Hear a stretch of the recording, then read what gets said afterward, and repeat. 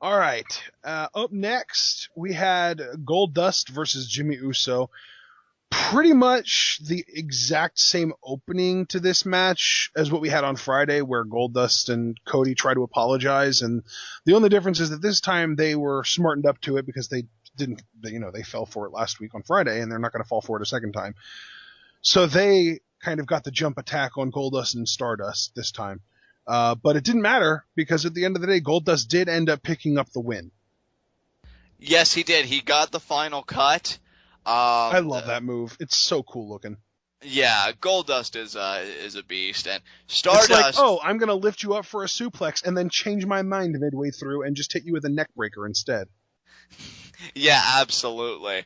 And there were shenanigans on the outside that kind of led to this. Stardust taking out Jey Uso's injured leg, and then that was the target of assault for post match. And let me say this: even though I fully expect the Usos to retain at Night of Champions against Gold Star, I'm at least glad that WWE is trying to put some effort into the Usos with traditional babyface booking by giving them something to overcome, of Yeah, themselves. Like, the leg injury really is kind of the only thing right now that's making this interesting.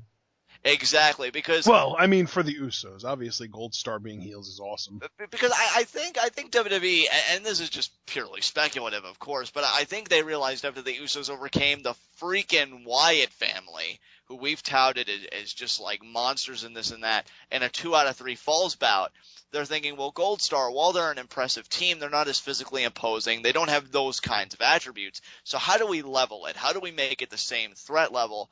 Okay, well, let's give one of the Usos an injury. And I think it makes it even more interesting that if it was just a one-on-one match and just one of the singles competitors dealing with it, because the nature of tag matches, he may have to depend on Jay in a critical moment, and that injury hampers him, and it costs them everything. So while I'm still picking them to come out of it in the long run, it's an interesting wrinkle to be sure. Yeah, I I obviously, like you said, the Usos are going to retain. I just have to wonder what the WWE is waiting for. What trigger they are waiting to pull to get the freaking titles off the Usos. Because, man, this money train has got to just run dry eventually because the Usos are not that freaking over. And Like, you know, it's hilarious because during the Usos entrance, they showed, and it almost seems like it was an accident. They cut to a camera shot of the crowd, and it was literally just people standing there watching. Like they weren't they weren't out of their seats, they weren't chanting, they weren't cheering, they weren't clapping, they were just sitting there watching. And then they quick cut back to the Usos doing their thing, and then they did the Us. Oh, and to me, if the only way for you to get the crowd to react is to do a chant that requires them finishing it, you're not over.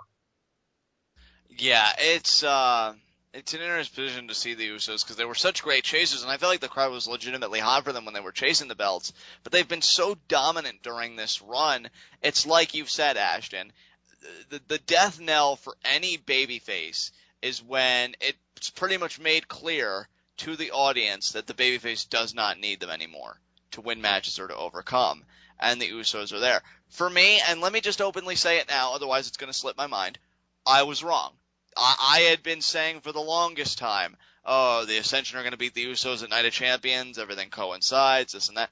I was wrong, because clearly Gold Star are the number one contenders. Do I still believe the Ascension are going to end the Usos title reign? Yes, I have not given up on that. But I'm with Ashton here.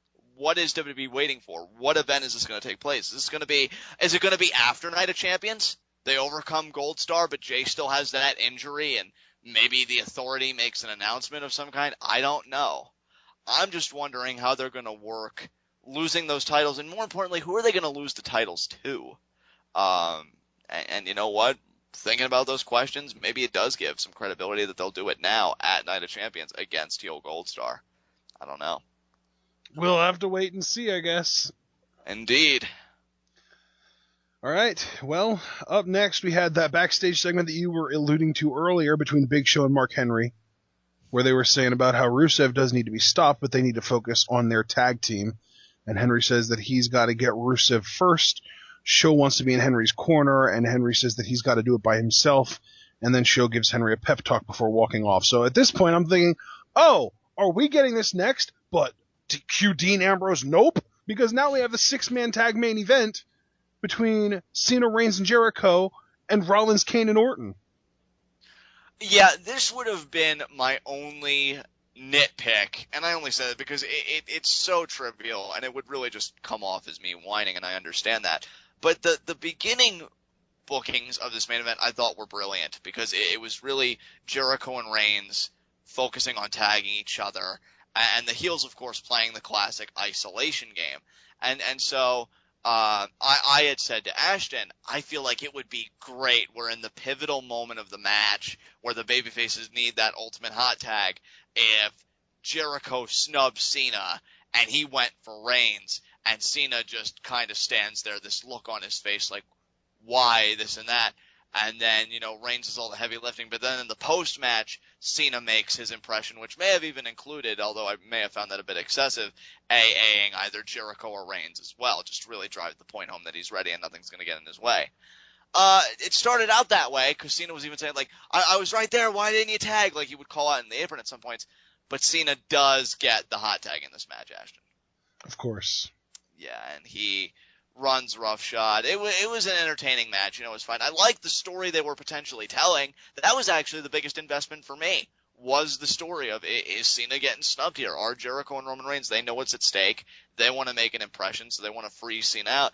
And then it made even less sense because after Cena comes in, destroys everybody, knows he has to prove himself to the Authority, which is something they put out there. I mean, Triple H said it at the beginning, so it's not like I'm trying to think of anything like that the heels will try and stick it to Cena. I mean, Triple H even said, I'm watching your match to evaluate you.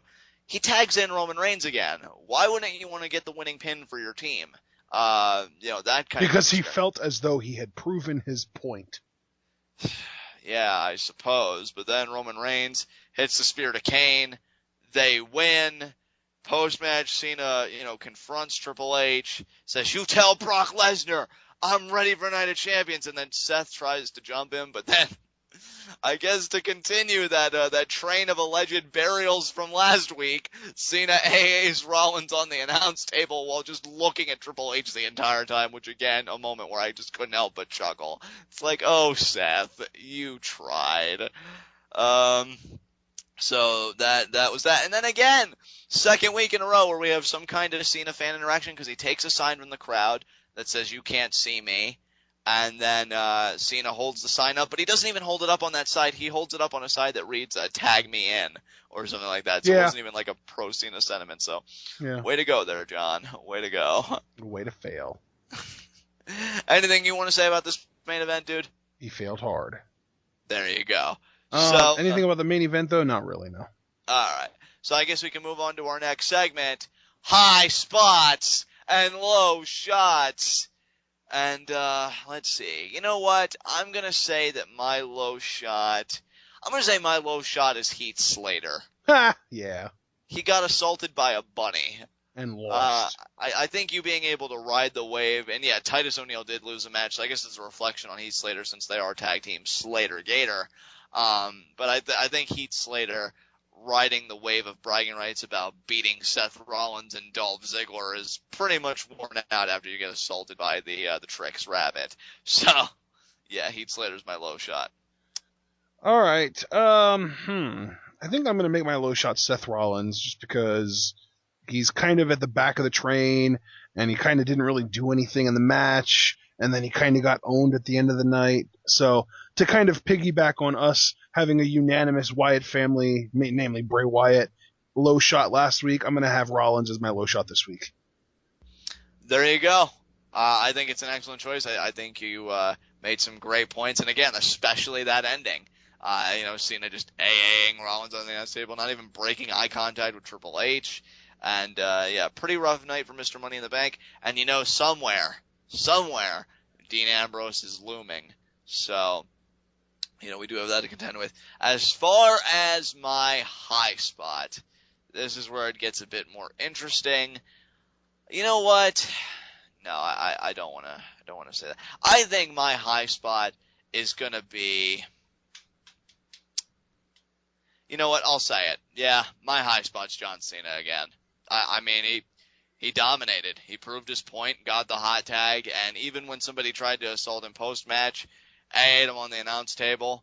Kayfabe-wise, he had to fight for his title shot despite having a contractual obligation to it. Sounds like somebody else we know, Randy Orton. But Yeah. earned it again. So there you go. Seen as my high spot. My high spot's AJ Lee because she could potentially get put into a program with Stephanie McMahon, and that would automatically make her the greatest of all time. You know what? No contentions here. So with that said, we can move on.